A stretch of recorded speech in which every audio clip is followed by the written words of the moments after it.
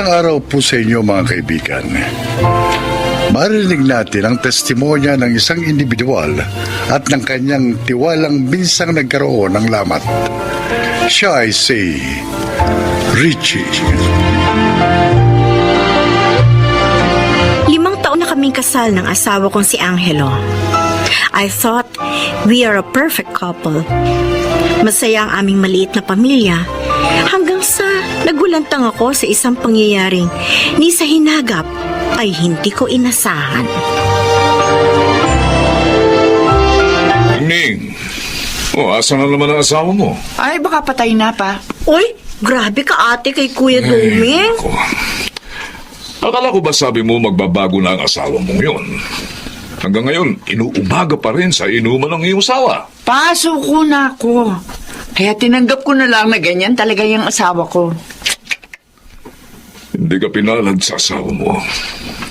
Mabuti pa si Richie. Nakakuha ng matinong asawa. Huwag mo ako kinukumpara kay Richie.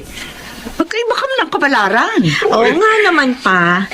Biniyayaan naman ako ng Diyos sa asawa kasi hindi ako kasi talino ni Ate Ningning. Matalino sa lahat ng bagay. Maliban sa pag-ibig.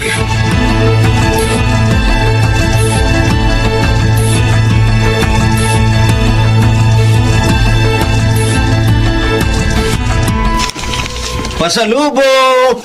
Ay, salamat, mahal. Pasensya ka na ha. Dapat kagabi pa ako nakauwi, kaya lang marami pa kaming inayos sa site eh.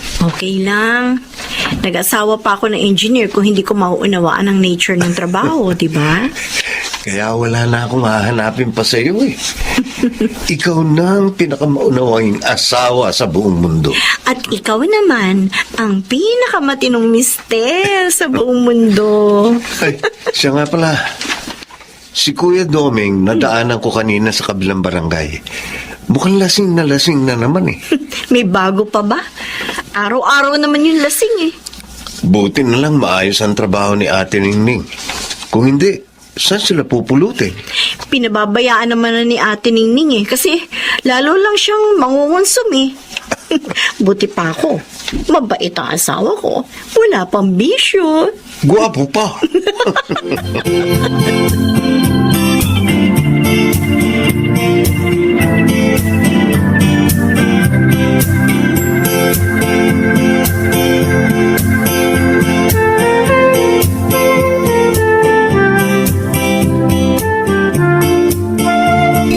Ano ba naman to, Neng? Ito lang ang almusal. Ay, nako, kung gusto mo kumain ng maayos, magluto ka. Pambihira naman, oh. Wala ka ng trabaho dyan. Tapos pati pagkain mo, ako pa magluluto. Hindi lang naman akong kakain, ah.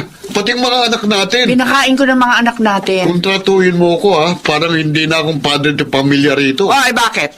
Umaasta ka ba na padre de pamilya? Ha? Eh, kung umasta ka para kang binata, umiinom ka hanggang gusto mo. Umuuwi ka kung anong araw mo gusto. Oh, yan ba padre de pamilya? Wala ka na bang ibang linya, ha? Yan na lang ba laging sasabihin mo sa akin? Hoy, huwag mo ako tinataasan ng boses kung ayaw mo hambalusin kita ng walas tambak. Aga-aga, ha? Huwag mo akong binubwiset. Dahil kung pwede lamang kita isala kita eh. Para mapakinabangan man lang kita. Wala kang kwenta.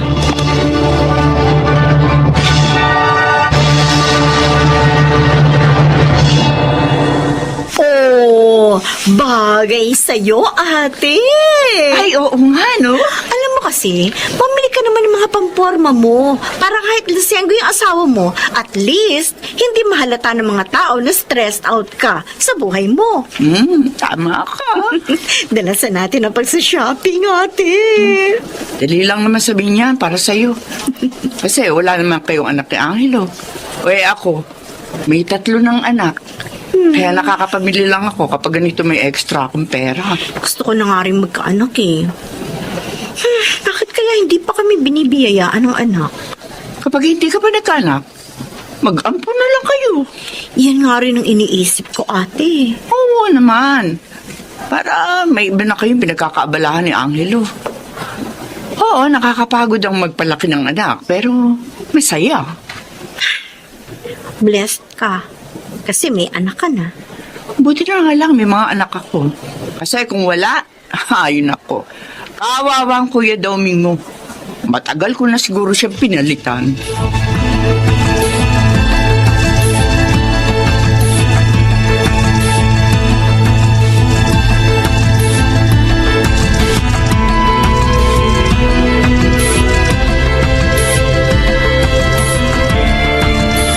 Isang linggo na naman palang wala si Angelo, ha, Richie?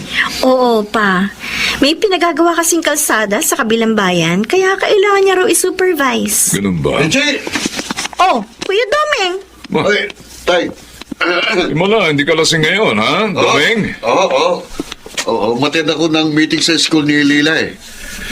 O bakit napadaan ka?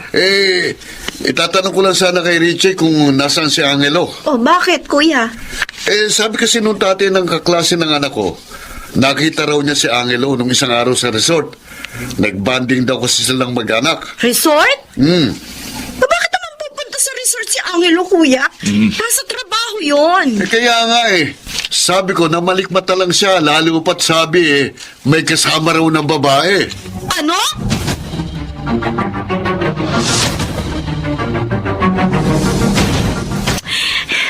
Bakit ba hindi sumasagot si Angelo? Kanina ko pa siya tinatawagan. Ay, naku, Richie. Paranoid ka tuloy. Huwag ka nakikinig kay Doming. Gumawa lang yun ang kwento. Kasi naiingit yun kay Angelo. The favorite son-in-law. Pero bakit parang kinakabahan ako, ate? Alam mo sa ating lahat, ikaw ang nakakakilala sa asawa mo. Ano ba pagkakakilala mo kay Angelo? Siya ba yung tipo ng taong kaya mambabae? Hindi. Oh, hindi naman pala eh. Bakit ka nag-aalala? Pero bakit hindi siya sumasagot ngayon? Richie, anong oras na? 10 o'clock na ng gabi. Pagod siguro yung tao, nagpapahinga na yun. Pwede ba kumalma ka dyan? Mabuti pa manood tayo ng pelikula.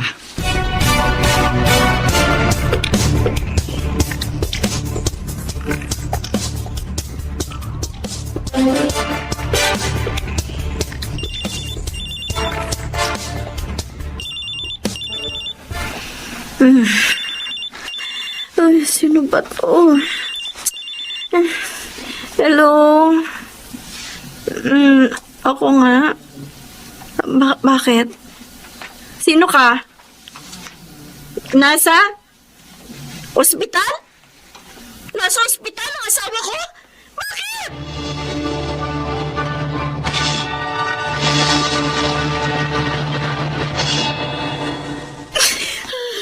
Richie? Ate! Bakit? Ano nangyari? Ate, Diyos ko.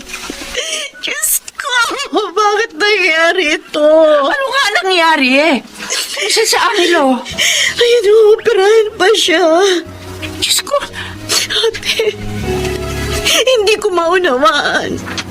Hindi ko maunawaan kung bakit nangyari ito. Ano ba talaga ang kwento? Hindi ko kaya. Hindi ko kayang ikwento. Hanggang ngayon, gulat na gulat ako. Para akong binuhusan ng malamig na tubig sa nalaman ko.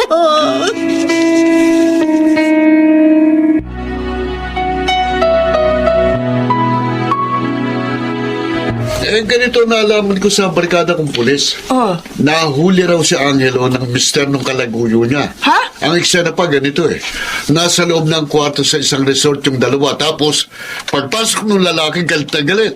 Hoy. May dala raw itak. Wow. Naabutan niya nagtatalik si Angelo at ang asawa niya. Ha?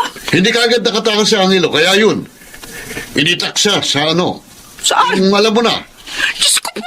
Yung babae naman ang sabi, kinaladkad Tama na, Doming, tama Kanina, na. gusto mo akong magkwento, ngayon ayaw mo na. Hindi pa rin ako magpaniwala hanggang ngayon. Kumusta na raw si Angelo? Buti pa, bisitahin ko. Bakit? Bakit bibisitahin mo? Mabigyan ko man lang ng moral support. Kaya ako mahihiya yun Ako kailangan niya makakausap ngayon kasi akong lalaki. Sa tingin ko, kailangan niya na makakausap ngayon. Ano naman ang sasabihin mo sa kanya, Aber? Na humingi siya ng tawad kay Richie. Oo. May katinuan din pala utak mo, no? Lasenggo lang ako pero itong sinasabi ko sa iyo, Ningning ha, kahit kailan. Hindi ako titingin sa ibang babae. Sa'yo lang. Ewan ko sa'yo. Ikaw lang ang maganda para sa akin at wala nang iba.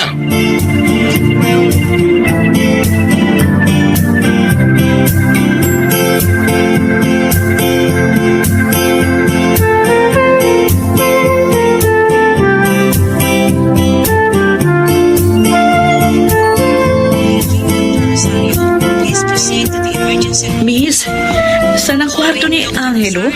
Angelo Berdin? Bakit? Ikaw ba? Ikaw ba ang kabit ng asawa ko? Richie, Alam mo ang pangalan ko? patawarin mo ako. Patawarin mo kami ni... Huwag mo kong hahawakan. Akong may kasalanan ng lahat. Mabuti alam mo. Patawarin mo sana si Angelo. At sino ka para humingi ng tawad para sa asawa ko, ha? Hindi ko alam na hahantong sa ganito ang lahat. Huwag ka mag-alala. Bukas, iyo na siya. Ha? Anong ibig mo sabihin? Ipapawaya ko na siya sa'yo. Tingnan ko lang kung maging masaya ka pa kasama ang isang lalaking inutil na sa kama.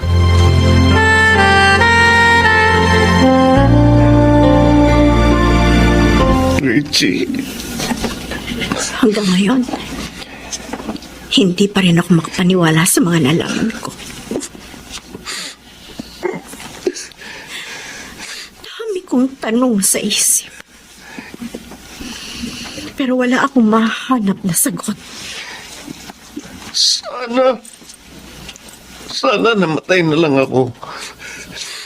Mas gusto ko pang mamatay kaysa magpaliwanag sa'yo. At hindi ko kailangan ng paliwanag mo. Alam ko. Alam ko rin na hindi mo ako mapapatawad sa nagawa ko. Ni minsan, hindi ako nagduda sa'yo. Ni minsan, hindi ko naisip na tutumihan mo ko sa ulo. Naniwala akong gaya ng pangalan mo. May ugali kang anghel. Pero nagkamali ako. Nagkamali ako. Patawarin mo ko, Richie. Patawarin mo ko. Patawarin mo rin ako. Kung hindi pa kita mapapatawad ngayon, Angelo. Pero ito lang ang tiyak ko ngayon. Hindi na kita kayang tanggapin pang muli sa buhay ko. Richie. Magsama kayo ng babaeng sumira sa kinabukasan mo at ng pamilya natin. Richie, wag. Huwag mo itong gawin. Patawarin mo ko. Richie, patawarin mo ko.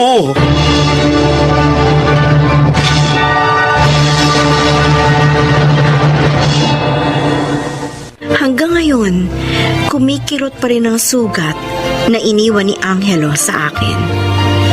Pero unti-unti ko nang tinatanggap na sa buhay ng isang tao, may mga desisyon talaga tayong kailangan nating panindigan. Kahit masakit at mahirap. Ako po si Richie. At ito ang aking buhay. Sa bawat desisyon natin, kailangan nating paghandaan ang kahihinatnan nito na maaaring makabuti o makasama sa atin. Mga nagsiganap, Junel Benamin, Susan Robles, June Martin Legaspi, Rosana Villegas, Phil Cruz, at Chiquit del Carmen Amor sa papel na Richie. Naglapat ng angkop na tunog Jerry Muntiang, sa musika Buboy Salonga. Supervisyong teknikal Bong Muyar at Eric Lucero. Creative Consultant Phil Cruz. Production Assistant Anching Cruz. Ito'y mula sa panulat ni Rita Labanon. Sa direksyon Salvador M. Reales. Ito ang aking buhay.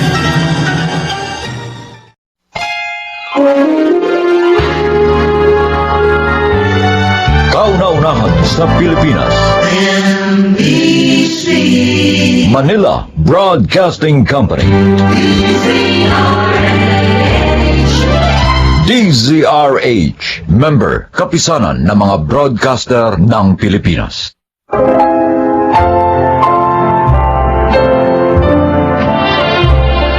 Magandang araw po mga kaibigan.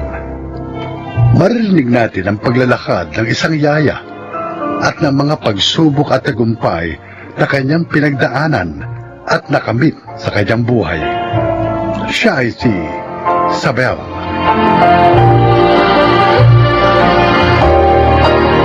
Maaga akong nabiyuda, kaya upang maitaguyod ko ang aming munting pamilya, kinailangan kong magtrabaho. Kinailangan kong magsakripisyo. Mabuhay lamang at mapalaki ng maayos ang aking mga anak.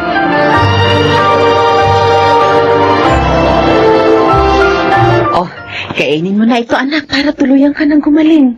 Diba sinabi ko sa'yo, ayokong kumain. Bakit bang kulit-kulit mo? Dayan, kailangan mong kumain para manumbalik agad ang lakas mo. Galing ka sa sakit, kailangan mong bumawi. Aray, O ano?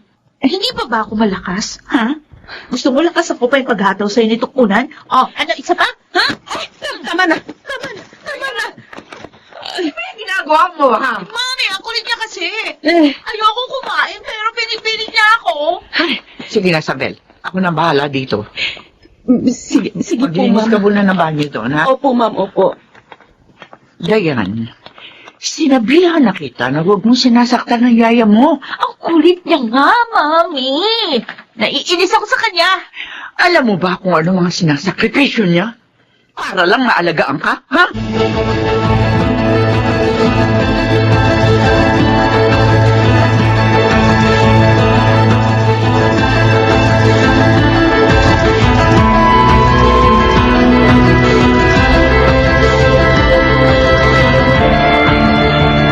Oh, inumin mo na kasi to. Ano ba yan? Sigurado ka bang gamot yan? Oo, nakikita ko si nanay naglalaga nito eh. Baka lalong sumakit ang tiyan ko dahil dyan ha, Winmar. Di yan. Wala ka bang tiwala sa akin? Kailan ba kita ipinahamak? Ha? Sige na nga. Oh, inom na. Okay na. Yan. Oh, ayos. Ang bait. Eh, ganyan Bait talaga naman kapag herbal medicine. Grabe, ayaw mawala Alam mo, kung hintayin pa natin si nanay, baka kung ano nang mangyari sa'yo. Sigurado gagabihin na naman yun. Nag-aalaga ng ibang bata tapos tayo pinababayaan. Ginagawa naman yun ni nanay para sa atin. Kung hindi siya magtatrabaho, wala tayong kakainin. Pwede naman siya maghanap ng ibang trabaho kung gusto niya eh. Ang sabihin mo, mas gusto niya doon sa malaking bahay.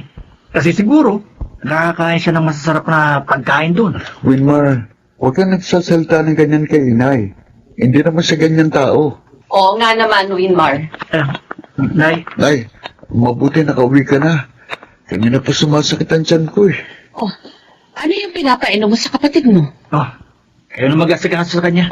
Ay, Ay, pasensya na kayo kay Winmar ha. para namang hindi ako sanay sa ugali ng kakambal mo. Namimiss ka lang noon. Madalas ka kasing wala. Pero ako, naiintindihan kita. Salamat, Renmar. Salamat sa pangunawa mo.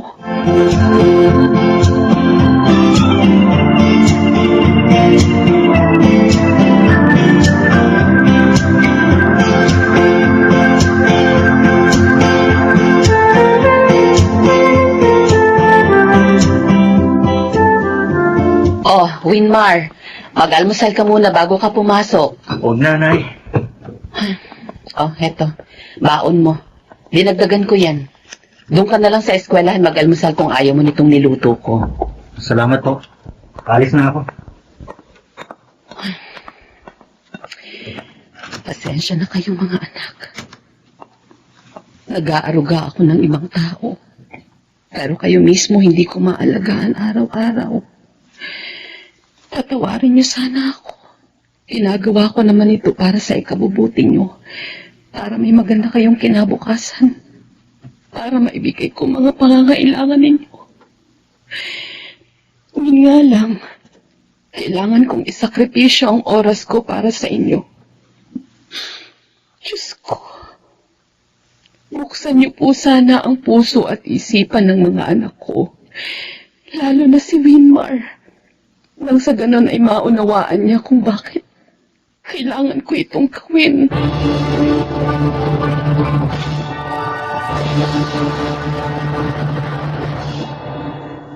Yaya, ilipot mo ang channel ng TV.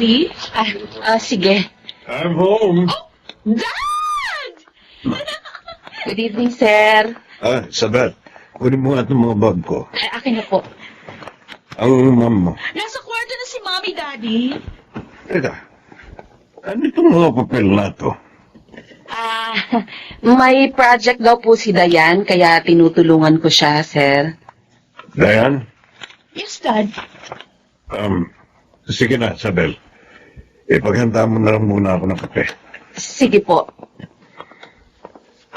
Dayan, Dad. hindi mo tutor si Isabel. Hindi kasama sa trabaho niya ang igawa ka ng assignment o project. Bakit siyang pinagagawa mo nito? I'm so pagod, Daddy. Ayusin mo yan. Bilisan mo. At ayoko nang malaman uli na pinagagawa mo ang yaya mo ng project mo. Naintindihan mo ba?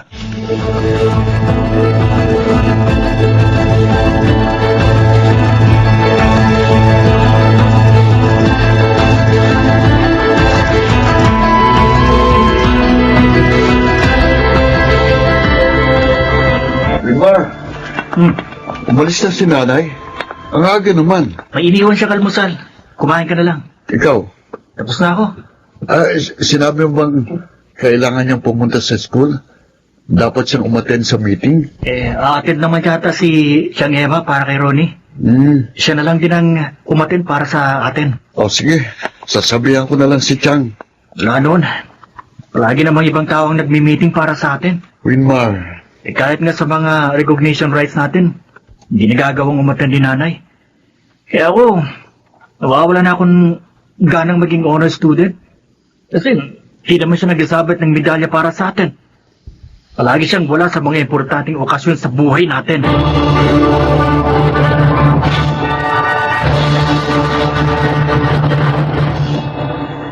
Ipapark ko lang itong kotse. Doon yun ako hintayin sa ground floor. Oo, sige.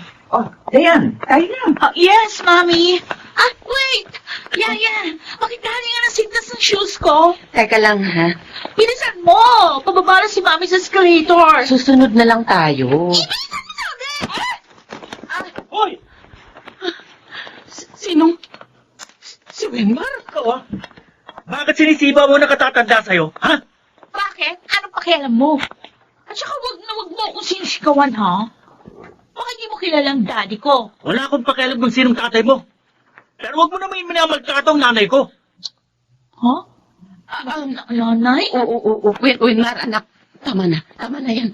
Bakit ba narito ka sa mall? Hindi ba dapat nasa klase Hoy, ka? spoiled brat. Alam mo ba kung anong isinasakripisyo ng nanay ko para lang maalagaan ka? Tapos ito pang ginagawa mo sa kanya? Sinisipa mo? At ano pa? Siguro may iba ka pang ginagawa sa kanya kapag nasa bahay kayo, no? Kung dito nga sa public place, sinisipa mo siya. Paano ba kayo sa bahay nyo? Ha? Winmar. Nay, mag-isip nga kayo. Kami nga ni Renmar ni minsan hindi nagdabog sa harap nyo. Tapos inaalagaan mo tong ganitong klase ng tao. Winmar, tama na. Sige, subukan mo saktan ulit ang nanay ko. Ako ang makakalaban mo.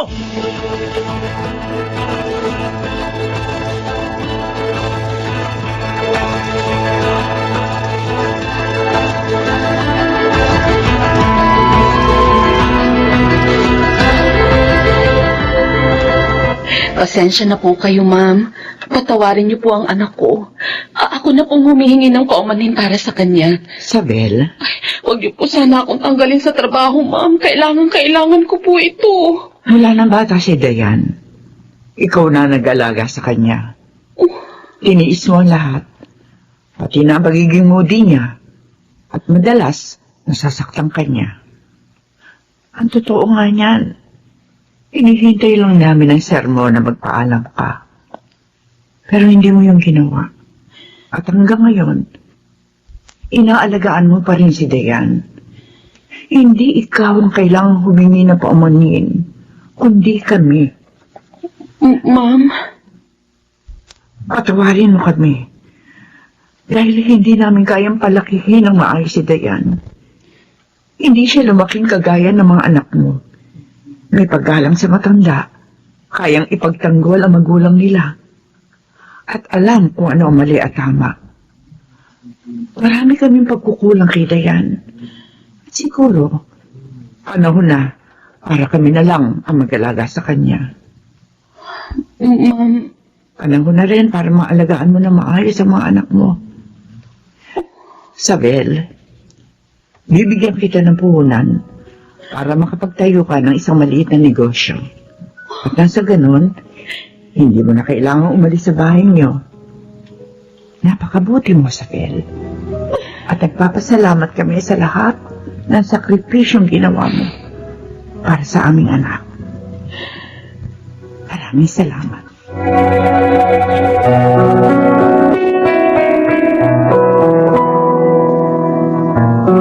Winmar, bakit naririto ka pa sa labas? Gabi na.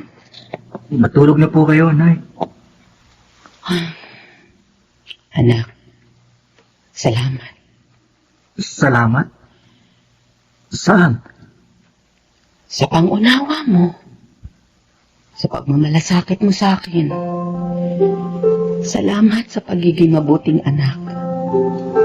Kahit napakarami kong pagkukulang sa inyo ni Renmar. Hindi naman ako mabuting anak. Hindi totoo yan.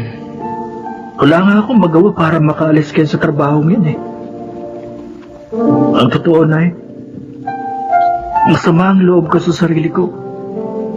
Kasi, nagagalit ako sa tuwing wala ka sa mga importanteng okasyon sa buhay namin ni Renma.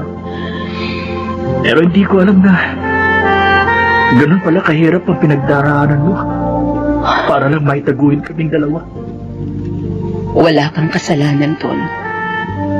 Nauunawaan kita. Isa pa, may maganda akong balita sa'yo.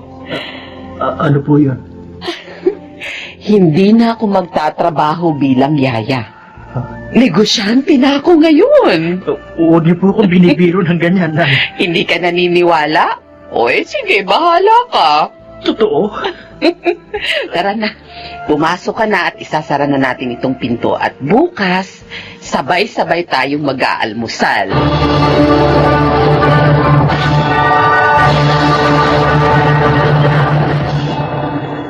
Oras at atensyon.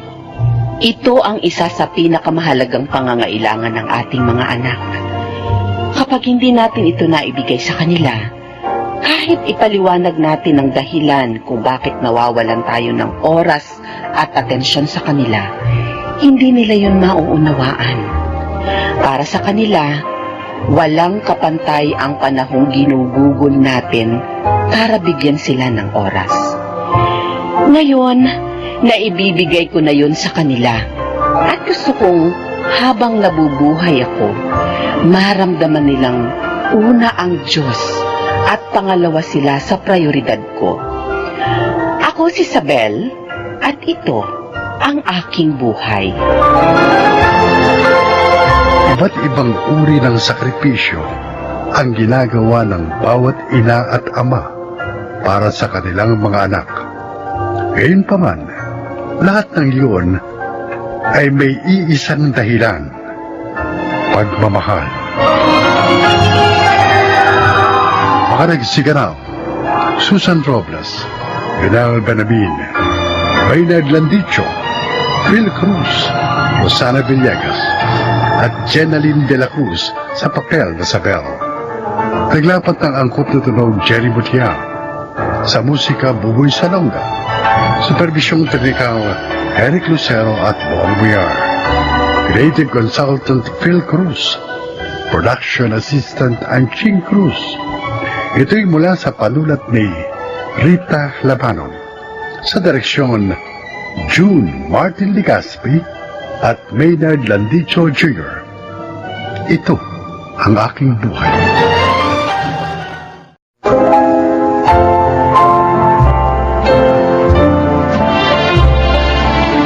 na ito, maririnig ninyo ang kasaysayan ng isang dalaga na hindi tumigil upang maabot ang kanyang mga pangarap sa buhay.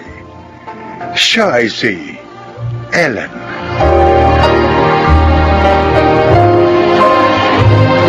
Wala na akong ama. Sabi ni inay, sanggol pa lang ako nang pumanaw si itay. Kaya hindi ko na siya kinagisnan. Dahil doon, kaya naging mahirap ang buhay namin. Tanggap ko naman yon. Ngunit nang dumating ako sa kolehiyo, ay nagbago ang lahat. Ano po? Hindi na ako makakapagpatuloy ng pag-aaral, Nay. Ellen, anak, pasensya ka na. Pansamantala lang naman yung paghinto mo. Pag nakaluwag na tayo, di itutuloy mo na yung pag-aaral. Pero, Nay, natatakot ako na pag nahinto po ako, tuluyan na ako hindi makapagtapos ng pag-aaral. Hindi, anak. Pag-iipon lang tayo. Pag meron na tayong pera, papasok ka na uli. Maniwala ka sana sa akin. Wala na po ba talagang ibang paraan? Sayang naman po kasi 3 years na lang gagraduate na ako sa management. Hindi ko na talaga kaya. Kailangan ko pang magpagamot ngayon dahil sa sakit ko sa baga. Ellen, anak, pasensya ka na. Huwag ka magdamdam sa akin.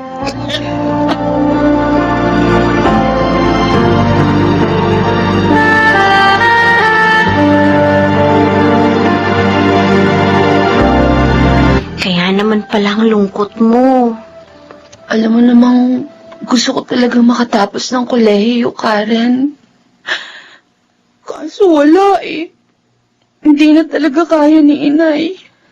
Tapos nakasakit pa siya ngayon. May naisip ako. Ha? Ano kaya kung mag-apply ka sa fast food? Sa ganun, makaipon ka. Ganon din yun. Mahihinto rin ako sa pag-aaral. Ang gusto ko nga sana, wag mahinto. Teka. Ano kaya? Try mo kaya maghanap ng tulong online. Baka may organization or foundation na makakatulong sa'yo.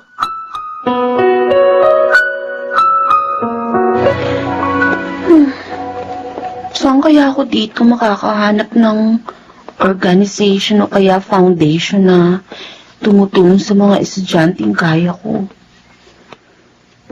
Marami na rin ako mga nabuksang online site, Facebook account ng mga samahan, pero ibang tulong naman ang binibigay nila.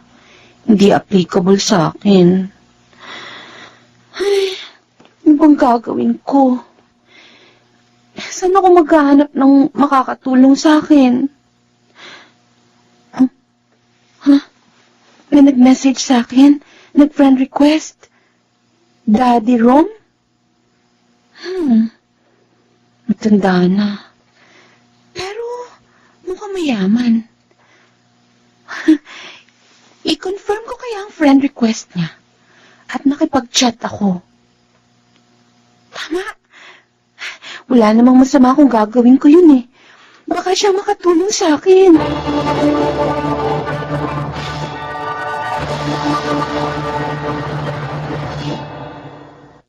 Ano?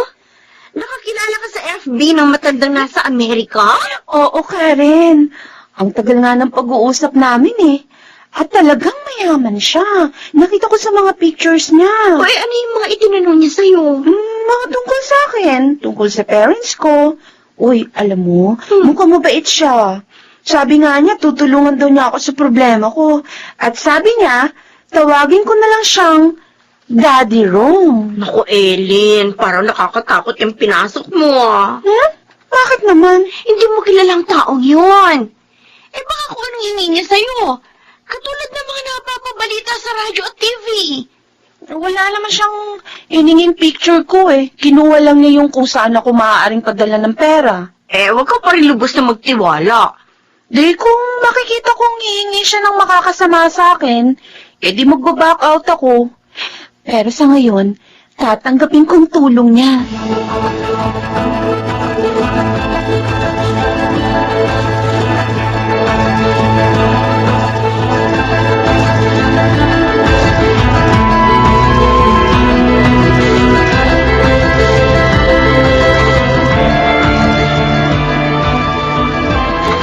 Nay, kumain pa po kayo. Masarap ang ulam na dala mo, anak, ha? Galing ba ito kina Karen? Meron bang may birthday sa kanila? Ay, hindi po ito galing kina Karen. Ha? Binili ko po ito galing sa pera ko. Ano? Abay, mahal ang pagkain ito. Paano ka nagkaroon ng pera? Pinadalan po ako ng pera ni Daddy Rom. Yung nakilala ko sa Facebook. Ha? Nakipagkilala ka sa Facebook? Opo. Naku, anak. Delikado yung ginawa mo. Baka hingin ng taong yun, ah. Magpadala ka sa kanya ng hubad na larawan. Nay, Anak. O kaya sabihin niya magkita kayo. Pagkatapos, hindi ka na makabalik sa akin. Ellen, natatakot ako sa ginawa mo. Nay naman, no? Umiiyak agad. Kahit po alin sa mga sinabi nyo, hindi niya hiningi sa akin. Basta, ang gusto lang niya, makipagkwentuhan ako sa kanya. Kasi po, wala na raw siyang anak. At nalulungkot siya dun sa Amerika. Yun lang? Opo, talagang yun lang, Nay. Pinadalan nga niya ako ng pera para maipang tuition ko sa university. Kaya makakapag-enroll na po ako, Nay.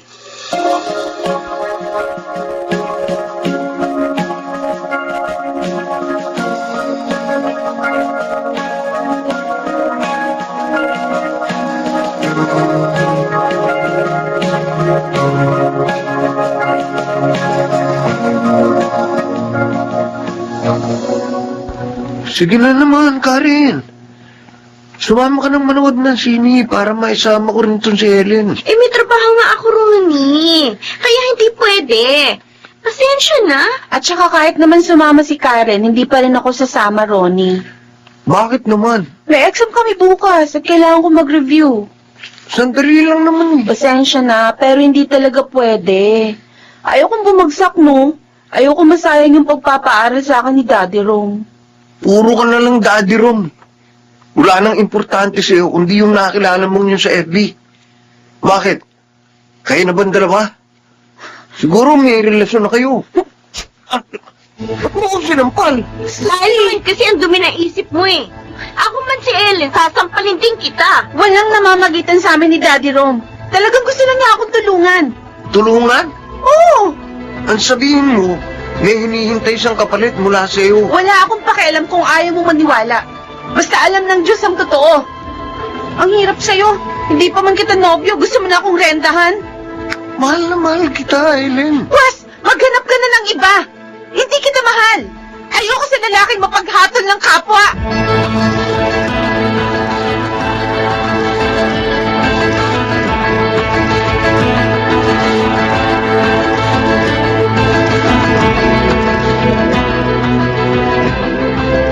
Ellen, ang ganda. At ang laki ng bahay na ito. Talaga ba? Dito na tayo titira, anak. Opo, Nay. Yun po ang sabi ni Daddy Rom. Wala na daw pong tumatao dito sa bahay niya eh. Kaya tayo na lang daw ho. At saka, siya rin daw po ang bahala sa panggastos natin kada buwan. Ay, ang bait nga pala ng nakilala mong matanda, ano? Kaya nga po nag-aaral ako mabuti. Ayoko po masayang ang pagtulong niya sa atin. Anak, alam mo ba, naisip ko, magtayo tayo ng tindahan dito.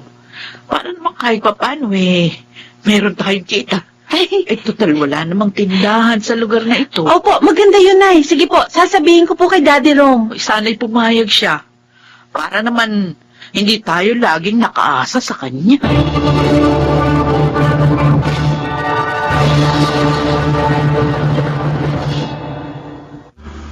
Oh, Ellen, darating ako sa graduation mo, ha? Salamat po, Daddy Rom. Excited na po ako makita kayo ng personal at mapasalamatan. Ay, excited na rin akong makita ka.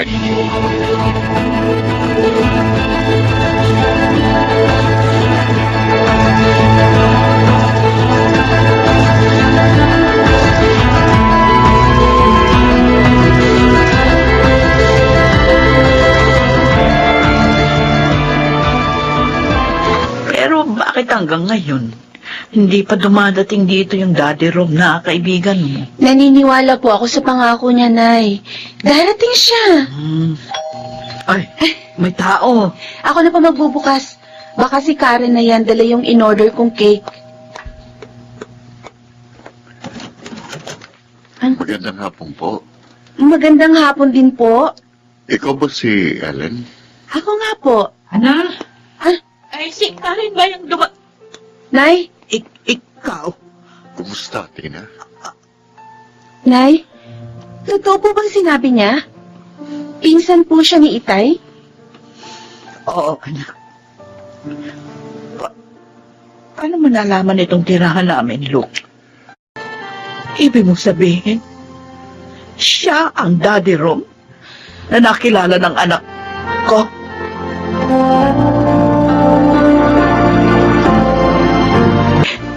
Hindi ko akalain na nalolo ko pala kayo. Tunay ko pala kayong kamag-anak. Yun ang dahilan ng gusto kong makabawi sa lahat ng kasalanan ko. Lalo na sa iyo, Tina. Sir Roman, Hindi kay gustong iwan ng aking anak. Ayaw niya yun. Pinlano kong isama siya sa Amerika upang magkalayo kayo. At maipakasal ko siya sa anak ng kaibigan ko na naroon. At nagtagumpay naman ako dahil sumama siya sa akin sa pag-aakalang bakasyon lang ang lahat. Pero isang mapait na tagumpay ang nangyari. Dahil noon pumanaw sa isang sakula si Alfred. at yun ang nalaman ko kay Luke. Dahil sa pangyayaring yun, namulat ako sa aking pagkakamali. Natabuhan ako. Hinanap ko kayo sa inyong tirahan. Pero wala na kayo. Dahil nanirahan na kami ni Ellen sa probinsya. Doon ko siya pinalaki. Tina, Ellen, maaari niyo ba akong patawarin sa nagawa ko? Daddy Rom, Maaari ko ba kayong makasama sa aking pag-isa?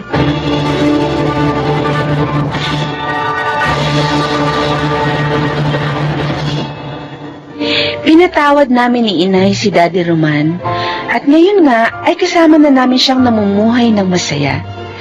Ako po si Ellen at ito ang aking buhay.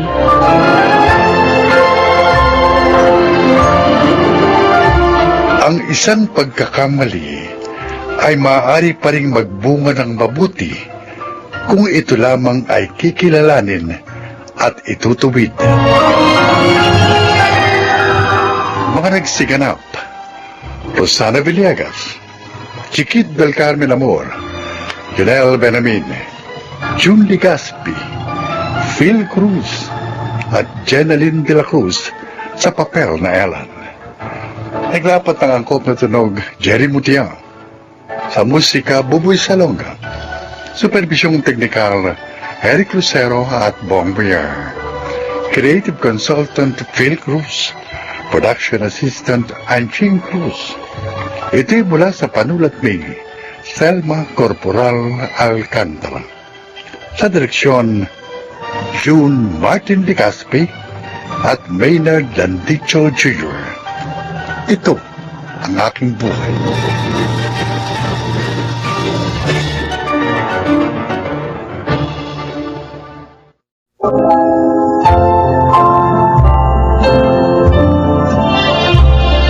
Sa araw na ito, maririnig ninyo ang kasaysayan ng isang dalagang inabot ng maraming trahedya sa buhay matapos ang isang masayang bakasyon. Siya ay si Tricia. Mahirap lamang kami. Ngunit sa kabila nito, ay nakaya ng aking mga magulang na pagtapusin ako ng pag-aaral.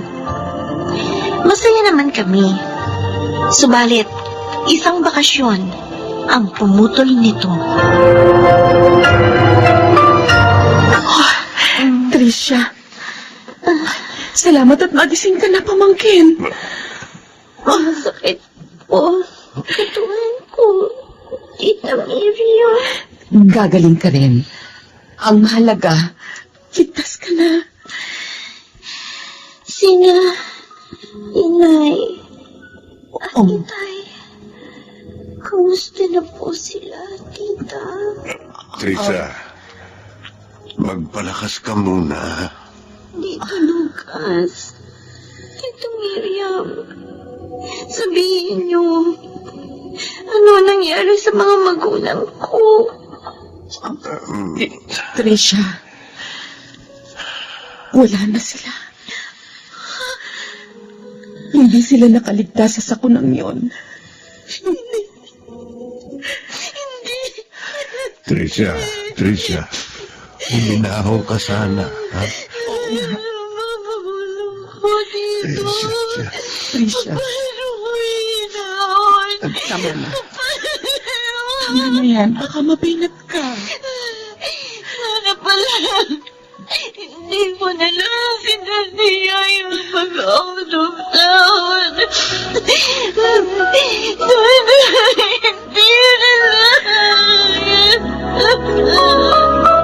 Best friend, kumusta ka na?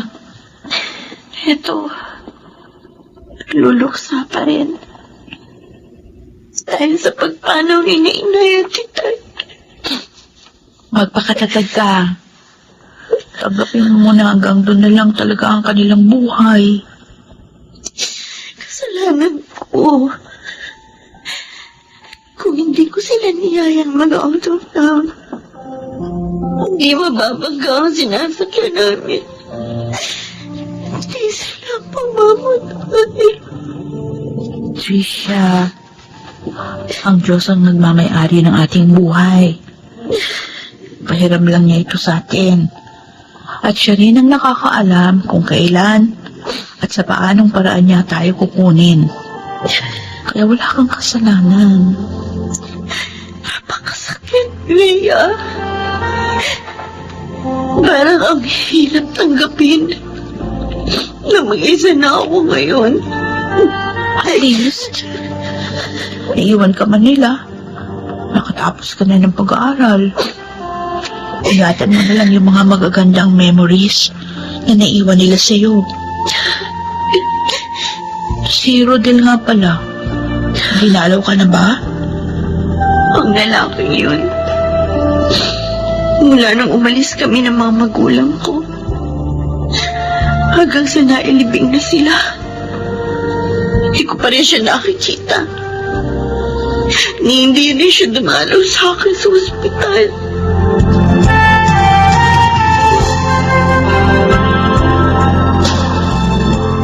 Salamat naman. Alam mo pa ang daan patungo dito sa bahay namin. Halos 2 buwan din kitang hindi nakita. I'm sorry, Tricia. Hindi kita nadamayan sa panahon ng pagdurusa mo.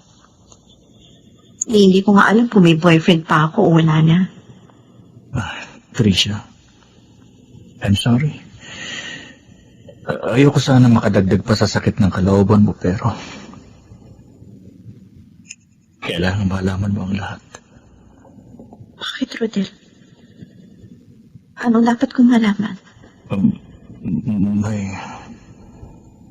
May asawa na ako. Ano? Napikot ako ng office mate ko. Yun ang dahilan. Kaya hindi kita nadalaw sa ospital. Bakit mo naman ginawa sa akin ito? Hindi ko naman gusto ang nangyari. Sana maniwala ka. Kung hindi mo gusto, bakit nangyari? Tricia, mahal pa rin naman kita. Ang sama, puro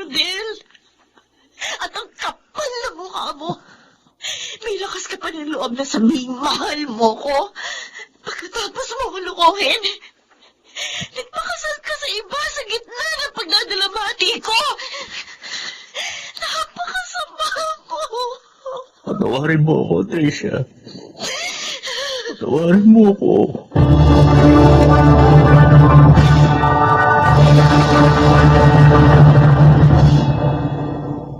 Tinawagan mo pala ang pamangkin mo.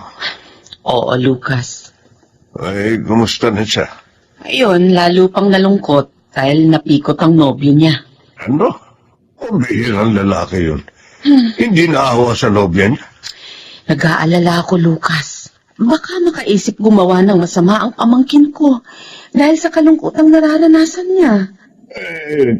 Kung yayain mo kaya siya uli dito na tumira sa atin, para naman may makasama siya at mabawasan ang lungkot niya. Sige, susubukan kong gawin uli yun.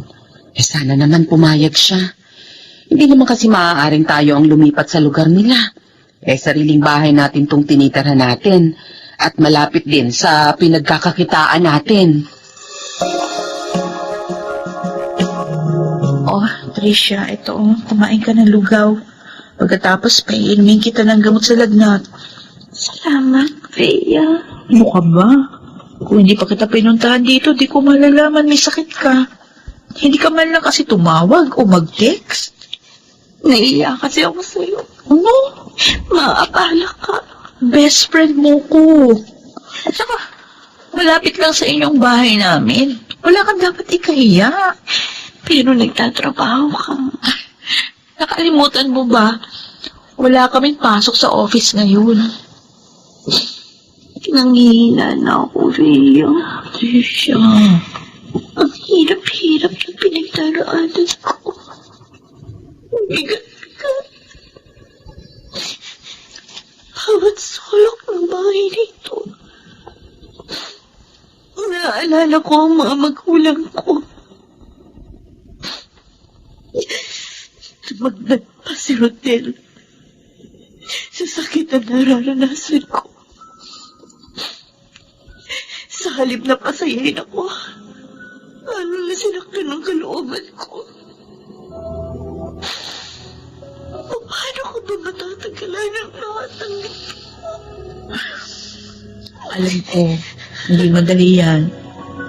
Pero sa tulong ng Diyos, naniniwala ako makakaya mong lagpasan yan.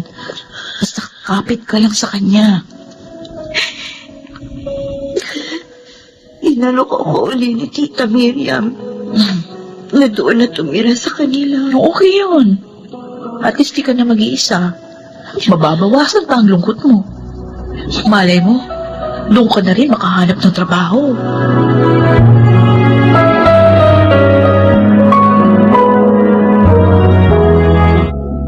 Mabuti naman at pumayag ka rin na sumama sa akin. Naisip ko po kasi, baka pag nagtagal pa po ako dito, hindi ko na talaga makaya. Isa pa, nakakita na po ako ng uupa nitong bahay namin. Tama. Paupahan mo ito at itabi mo ang kikitain. Gusto ko rin pong gamitin ang tinapos kong kurso, tita. Gusto ko na pong magtrabaho. Ganyan nga, pamangkin. Huwag kang susuko sa mga hamon ng buhay. At makikita mo, magiging maligaya kang muli.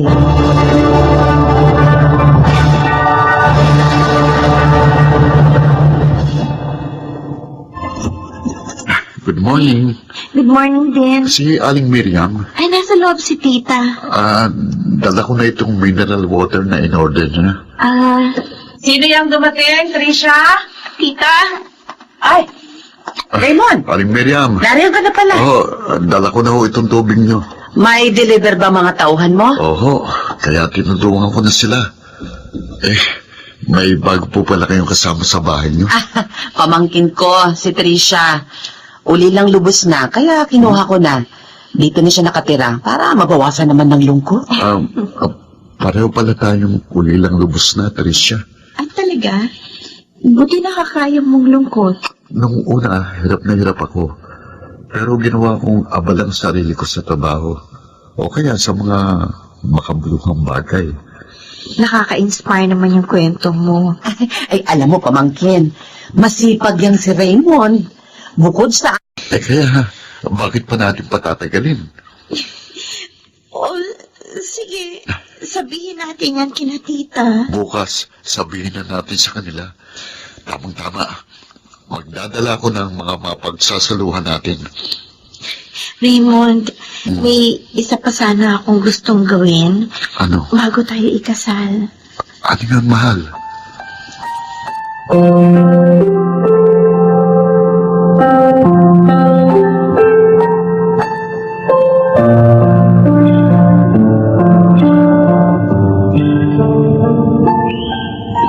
Narito na tayo sa puntod ng mga magulang mo, Tricia. Ako na po maglalagay ng dala nating bulaklak, Tita Miriam. Sige. Eto, Raymond. Inay, Itay, narito po ako. Dinadalaw ko po kayo. Kasama ko po si Tita Miriam at si Raymond. Mapapangasawa ko. Ikakasal na po kami. Sayang, dahil hindi niyo na po makikita. Pero kahit wala na po kayo, kahit hindi ko alam kung nakikita o naririnig niyo ako ngayon, gusto ko pa rin sabihin ang magandang balitang ito sa buhay ko. Pupuntahan din po namin ang puntod ng parents ni Raymond. Ulilang lubos na rin po kasi siya eh. Inilagay niyo po ako sa ayos bago kayo lumisan. Ako po, lahat ng mga pangaral ninyo sa akin, lahat ng mga itinuro ninyo, ituturo ko rin sa aming magiging anak.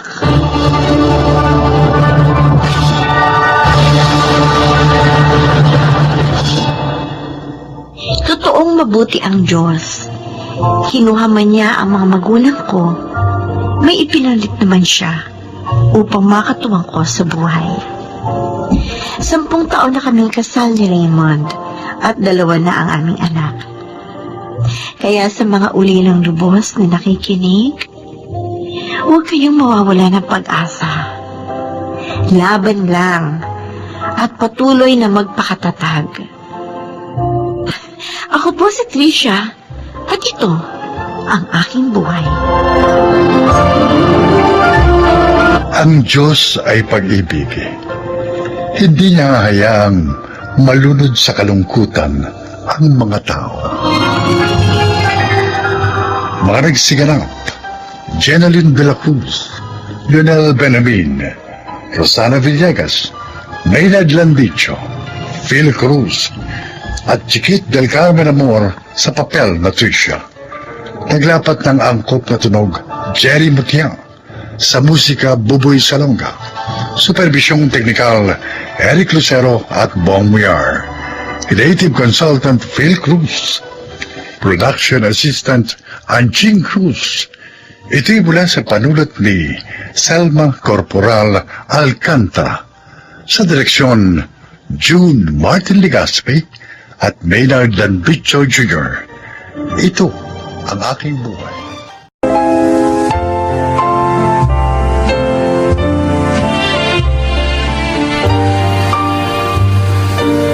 Magandang araw po mga kaibigan.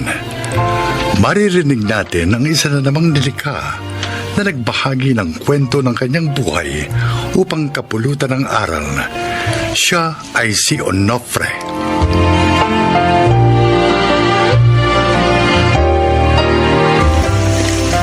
Years old na ako at naninirahan dito sa Las Piñas. Mahigit na 20 taon na akong manggagamot at masasabi kong dahil sa profesyong ito, guminhawa ang buhay ko. Pakinggan nyo ang aking kasaysayan.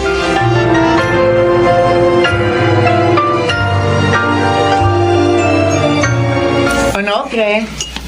Oh, here is your favorite juice. Oh, thanks, Angelina. Ano nga uli yung sinabi mo sa akin kanina? Sabi ko, magtataas tayo ng singil sa klinik. Simula sa makalawa. Mataas na singil natin ah. Tayo nga ang pinakamataas na singil dito sa lugar natin. Angelina, pandemic ngayon. At halos lahat ng mga kasama kong doktor, nagtaas ng singil sa kanilang mga klinik. Kaya dapat lang na gayahin ko sila. Para hindi naman ako talo. Paano tayo malulugi? Una, hindi naman tayo umuupa ng lugar. Pangalawa, 2 tayo nagkiklinik. Ikatlo, dati nang mataas ang singil natin. Dahil nga yun ang gusto mo. Mababawasan ng mga pasyente natin. Dahil nga online consultation muna ang gagawin natin. At saka, ayos lang naman yun eh. Dahil sa loob ng 30 minutes, isang pasyente lang ang aasikasuhin natin. Kaya okay lang kahit magdagdag tayo ng singil. Kaya pala malungkot kayo, Mami. Naiisip ko lang kasi, yung bang mga hindi na magpapakonsulta dahil nga walang pera, at ang iba naman, hindi na makaya ang singil namin sa klinik. Naaawa ako sa kanila, Grace. Bakit po ba ganun si Daddy? Parang puro pera na lang ang importante sa kanya. Marami naman tayong property. Naisip ko rin yun, anak. At isa pa, pandemic ngayon. Maraming tao ang nawalan ng trabaho. Very untimely naman ang pagtataas niya ng consultation fee. I know. Ang totoo, ayoko rin ng kanyang desisyon. Pero kilala naman natin ang daddy mo. Pag sinabi niya, hindi na mababago yun.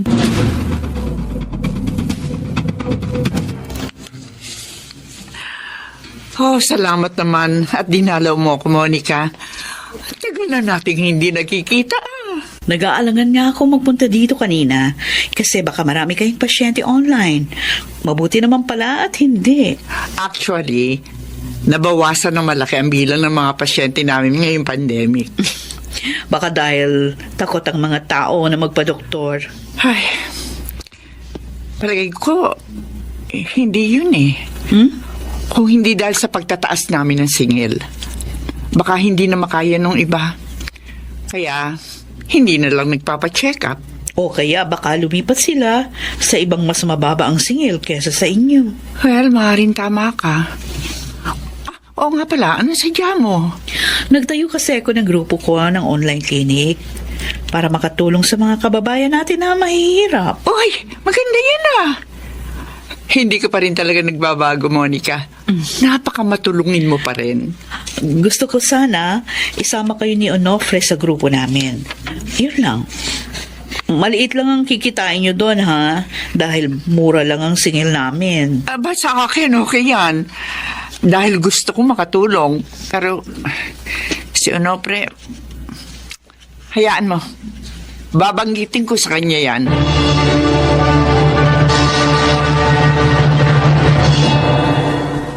At pumayag ka naman. Mabuti ang layunin ng grupo ni Monica, Onofre. Kaya walang dahilan para tumanggi ako. Pues, ako ayoko.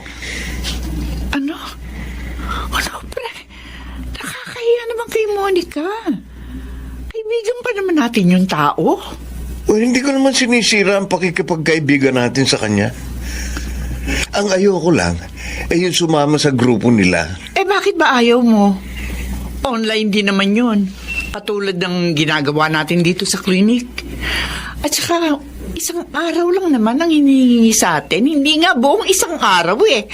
Dahil ilang oras lang. Kahit na. Ayoko masayang ang panahon at pagod ko dyan.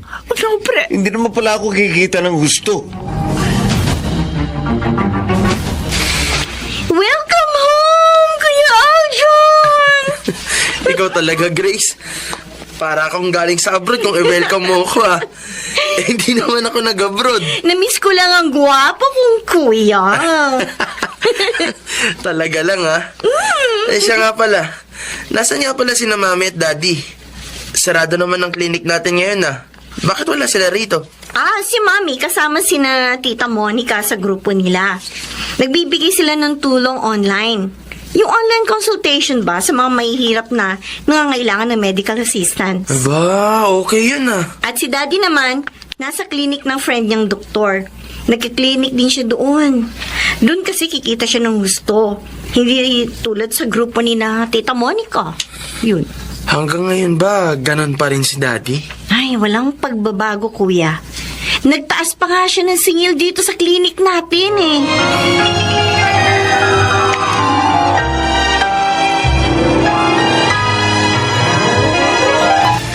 Natutuwa ako at gusto mong sumama sa grupo namin, anak. Jack na matutuwa si Monica pag sinabi ko ito. Aljon, narito ka para magbakasyon. Bakit ka sasama sa grupo ng mami mo? Hindi ka naman kikita doon. Tuwing weekend lang naman po yun, Daddy. Para makatulong din po ko sa mga kababayan natin ngayong pandemic. At saka hindi lang naman puro pera ang mahalaga. Sino nagsabi sa'yo? Lahat ngayon dito sa mundo, pinatatakbo ng salapi. At saka hindi biro ang hirap at gastos natin nung nag-aral tayo ng medisina. Kaya dapat lang na mabawi natin yun. Pati na mga instrumento ang ginagamit natin sa panggagamot. Matagal na nating nabawi yon, ano, pre? Kaya nga maginhawa na ang buhay natin ngayon. Naku. Tigilan na natin itong usapang to. Bahala kayo kung gusto ninyong mag-aksaya ng panahon sa mga walang kwentang gawain. Pero ako, hindi ako magsasayang ng panahon dyan. Nadismaya talaga ako sa mga narinig ko kay Daddy. Hindi ko akalaing ganun na siya na-impluwensya ng pera. Noon ko paramdam yun, Kuya Aljon. Kaya nga hindi medisina ang kinuha kong course. Kumuha talaga ako ng gusto ko. Social work. Dahil ayoko maging tulad ni Daddy. Alam mo, sa totoo lang, hindi ko siya idol. Mas hanga pa nga ako kay Mommy kaysa sa kanya. Ako naman, kaya nag-medicine dahil yun talaga ang pangarap ko. Gusto ko yun para maalagaan sila ni Mami. At upang makatulong na din sa mga may sakit na nangangailangan ng tulong. Pero sa inuugali ni Daddy, nahihiya ako. Ipinagmamalaki ko pa naman siya sa mga kaklase ko. Yun pala, ganun ang ugali niya. Nakakahiya. Hindi alam ni na Grace at Aljon na narinig ko ang kanilang pag-uusap. Bakit ganun? Bakit parang hindi ako ikinararangal ng mga anak ko? Masama ba talaga ang ginagawa ko? Hindi ba karapatan ko naman yun? At saka, para din sa kanila ang ginagawa kong pag-iimpok. Pero bakit pati si Angelina ayaw sa ginagawa ko? Ano ba ang mali ko? Oh, may tumatawag sa cellphone ko. Sino kaya ito? Oh, Dr. Pepito Gonzales.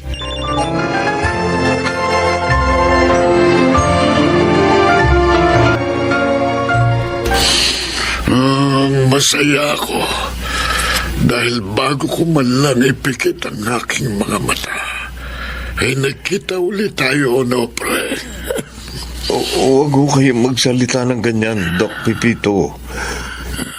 Hindi pa kayo mamamatay. Wala naman akong pagsisisi kung kunin man ako ng Diyos.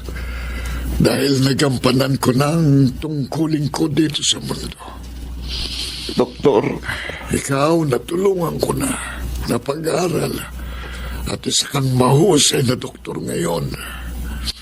Ang totoo, proud na proud ako sa iyo dahil alam ko marami ka nang natulungan ngayon. Tulad ng pangarap mo, kaya ka nag-aral ng medisina noon. Doktor, huwag ka lumuha. Maganda ang wakas ko.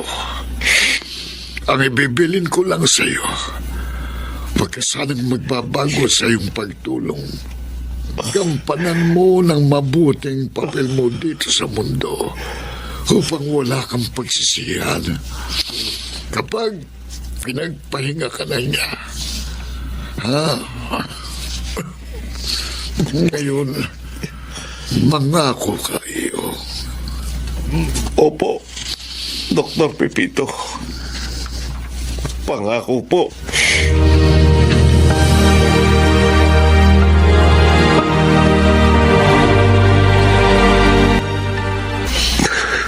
Ano, pre? Bakit? Bakit ka umiiyak? Patay na si Angelina. Sino? Si Dr. Pepito Gonzales. Ang taong humagong sa akin sa kahirapan at tumulong upang maging isa akong ganap na doktor. Parang hinintay lang niyang magkausap kami bago siya nalagutan ng hininga. Kaya pala malungkot ka. Alam mo bang pinaalala niya sa akin ang aking nakaraan, kung bakit ko hinangad na maging manggagamot. Bakit nga ba? Para makatulong sa aking kapwa. Dahil ang nanay ko pumanaw nang hindi natitingnan ng doktor dahil sa aming kahirapan. At mula noon, pinangarap ko na maging manggagamot. Natupad naman yun, diba? Narahuyo ako sa pagkakamal na maraming salapi. Nakalimutan ko ang aking nakaraan, ang aking pangako. Ang akala ni Dr. Pepito, nagawa ko yun. Pinapangako pa niya ako na huwag magbabago sa aking pagtulong sa kapwa. Ano, pre? Pwede mo pa naman magawa yun. Hindi pa huli ang lahat. Tama ka, Angelina. Mula ngayon, gugugulin ko na ang mga natitira ko pang panahon dito sa mundo sa pagtupad ng aking pangako at ng aking sinumpaang tungkulin. Mahirap kapag ang isang tao'y nalasing sa tagumpay. Marami ang nalilimutan. Salamat na lamang, may nagpagunita pa ng lahat sa akin. Sana'y kinapulutan ninyo ng aral ang aking inilahad. Ako si Onofre. Ito ang aking buhay. Mga nagsiganap: Phil Cruz, Rosana Villegas, Angelo Alcantara, Chiquit del Carmen Amor, Susan Robles, Leonel Benjamin. Naglapat ng angkop na tunog Jerry Mutia, sa musika ni Buboy Salonga, supervisyong teknikal Eric Lucero at Bong Muyar, creative consultant Phil Cruz, production assistant Anching Cruz. Ito'y mula sa panulat ni Thelma Corporal Alcantara, direksyon Salvador M. Royanas. Ito ang aking buhay.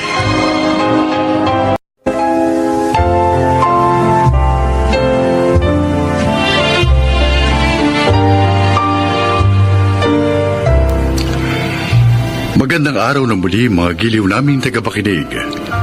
Pakinggan po natin ngayon ang isang natataking kasaysayan na ilalahad sa atin ni Minerva. Tatlo kaming magkakapatid. Ako, si Kay, at si Popoy. Masaya ang aming pamilya kahit simple lang ang aming pamumuhay. Ngunit nagbago ang lahat nang sumakabilang bahay si tatay. Nang iwan niya kami, naging sakiti ng aming nanay. Hanggang sa mamatay at sa akin naiwan ang dalawa kong kapatid.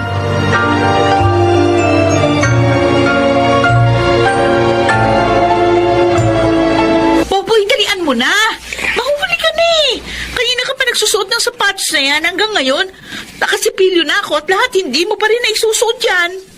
Ang hirap magsintas, ate. Sus! Kay! Asan ka na ba? Wait lang, ate! Bilisan mo na! Malilate na tayo!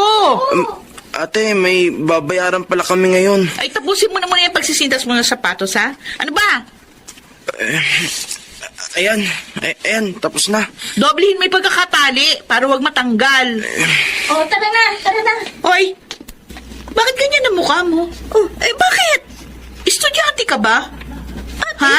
Tingin mo, estudyante ka sa itsura mo? Bakit ba? Bakit kasi hindi ka naka-uniform, Ate Kay? Intrams namin ngayon. Hoy, yung makeup mo tinutukoy ko, ha? Ang kapal. Ang pula-pula pa ng labi. Ate, kasali kasi ako sa cheer dancing competition. O, dapat may makeup. Ewan ko sa'yo. Bahala ka na nga. O, Papoy, tara na. Siguradong punong-puno na naman itong mga bus. Ang tagal nyo kasi magsibihis.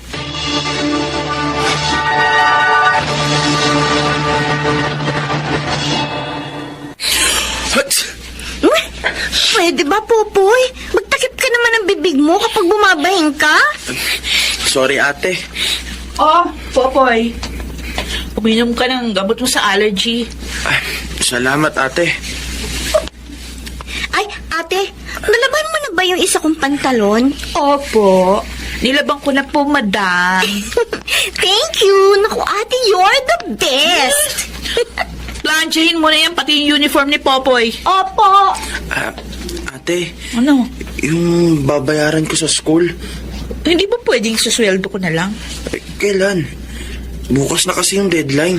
Para saan ba kasi yan? May seminar kasi kami, 2 araw. O sige, bukas bayaran mo na.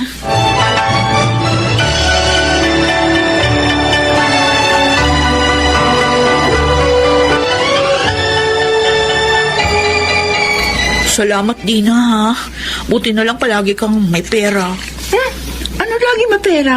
Ang sabihin mo, hindi lang talaga kita matiis. Dami ko ng utang sa'yo. Sus! Ayaan mo. Uunti-unting kong bayaran mga yun. Huwag mong isipin yun. O ano, kumusta pala yung dalawa?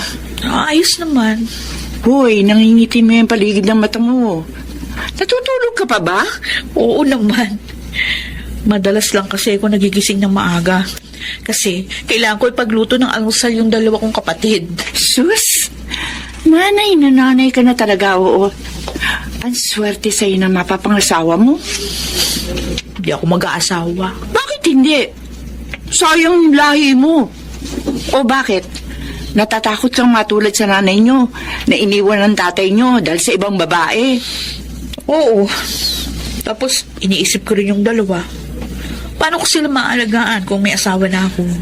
Minerva, malalaki na sila.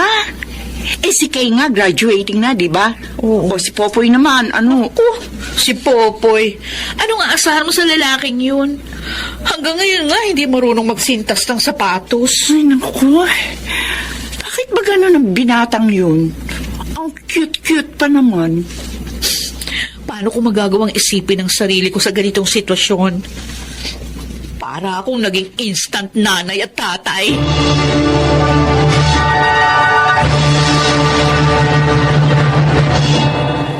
Oh, sir, pakiulit nga ho.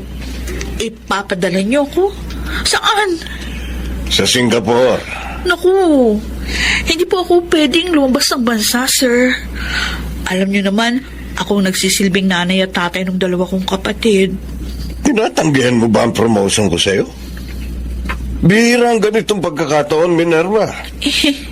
Mas mataas ang sweldo mo kapag doon ka sa sister company natin sa Singapore magtatrabaho. Mataas din ang posisyon mo doon kumpara sa posisyon mo rito. Oh, di ba mas mabibigyan mo ng magandang kinabukasan 2 mong kapatid? Sir Edward.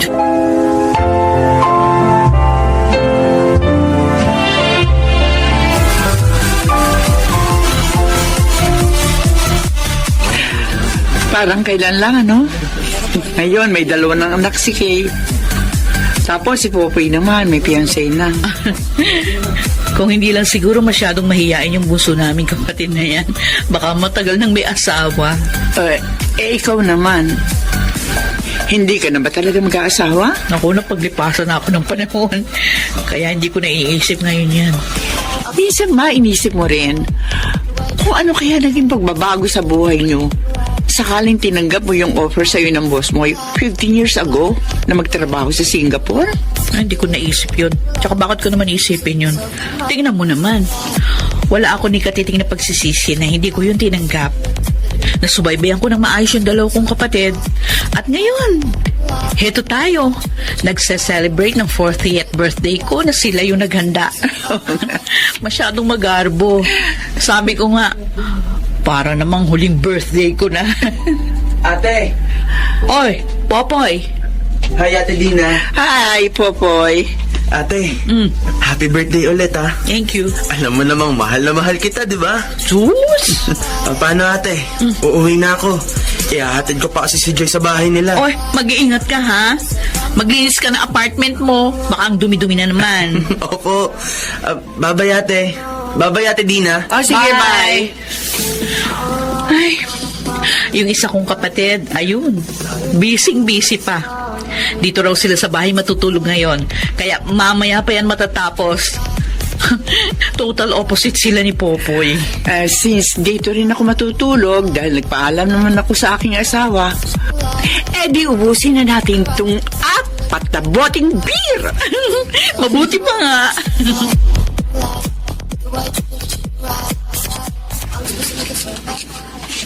May nag-aanap daw sa akin. Nandito sa lobby. Sino naman kaya yun? Minerva, Sino mo sila? si Hernan. Hernan? Hindi mo na ako makilala. Ako ito ang tatay niyo. Ilang buwan kitang hinanap. Mabuti natagpuan na kita. Bakit niyo pa ako hinahanap? Tsaka, bakit ganyan ang itsura niyo? Ang payat-payat. Ang haba ng balbas. Palo niyo pa yung ermitanyo. Maaari ba kitang makausap? Nag-uusap na ho tayo. Pakibilisan lang, marami akong trabaho. Ganun ba? Sige, magtrabaho ka na muna.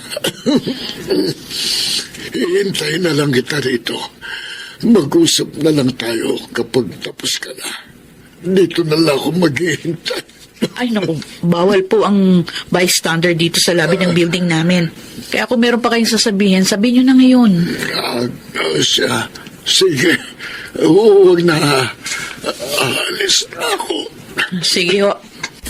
Pagkatapos ng 15 taon, ngayon pa siya magpapakita, ha? Kapal naman ang mukha.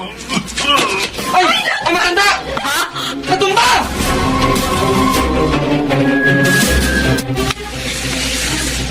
Ate, may TB daw siya.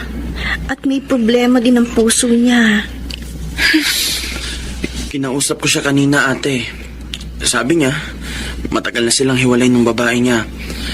Kaya lang, hindi niya magawang balikan tayo kasi nawalan siya ng trabaho. At nalaman niyang namatay na si inay.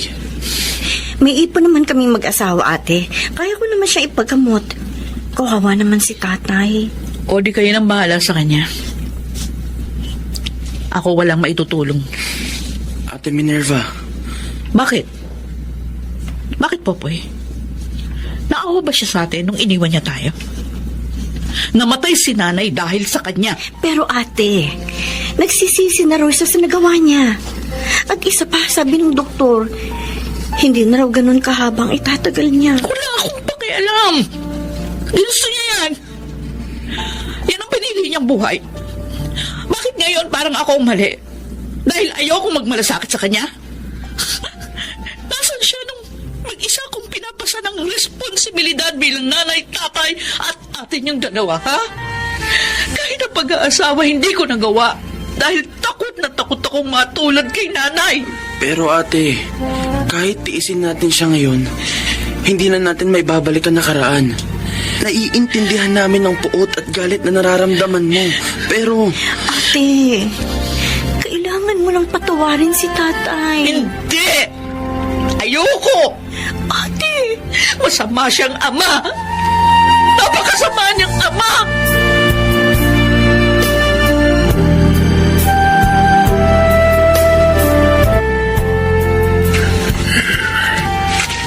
Salamat sa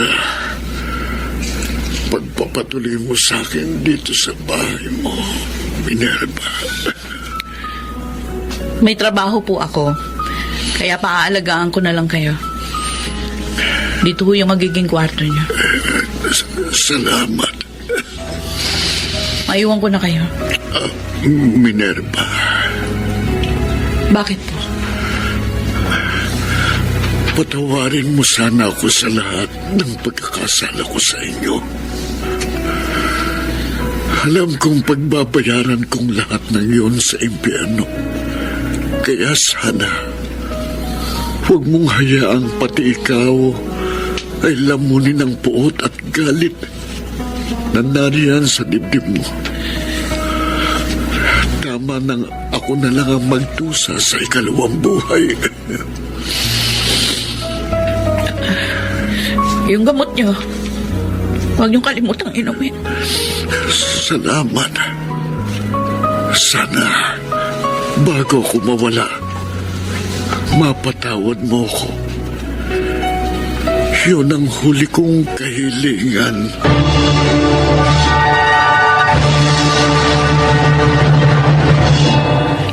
Tumagal pa ng halos 1 taon si tatay mula nung kupkupin ko.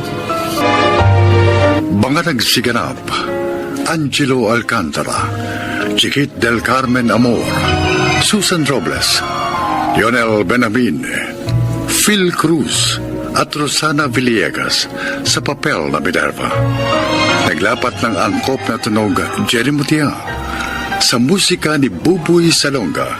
Supervisyong teknikal Eric Lucero at Bong Muyara. Creative Consultant Phil Cruz. Katulong sa produksyon Anching Cruz. Sumulat ng ating kasaysayan Rita Labanon. Sa direksyon Salvador M. Reales. Ito ang aking buhay.